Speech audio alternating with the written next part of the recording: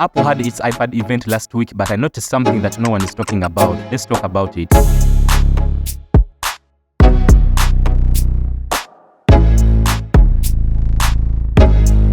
Apple released two new iPads, the refreshed iPad Air and the new iPad Pro alongside the latest Magic Keyboard and the Apple Pencil Pro.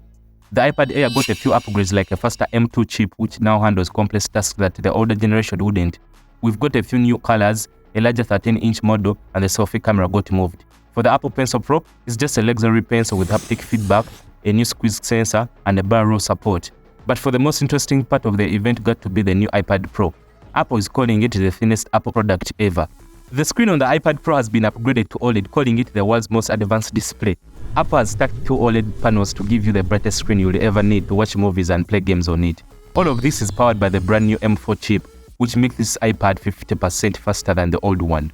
But one thing no one is talking about isn't the fact that Apple decided to launch the M4 chip in the iPad Pro instead of the Macbook. It's the fact that they removed the ultra-wide camera from the iPad Pro and literally said nothing about it. I know most people buying these iPads don't care about the cameras, but the fact that they decided to remove it and not say anything about it is crazy.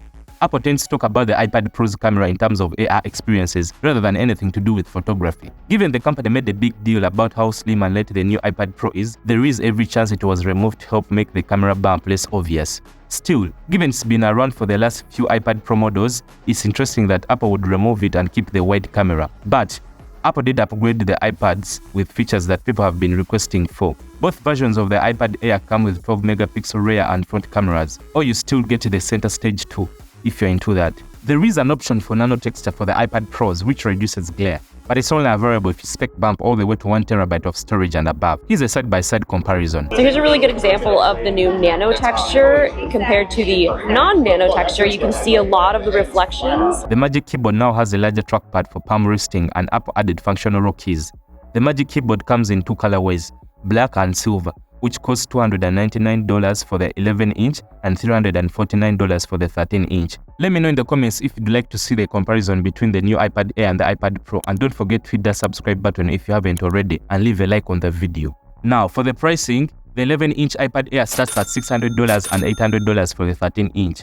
The 11-inch iPad Pro starts at $1,000 and $1,300 for the 13-inch iPad Pro.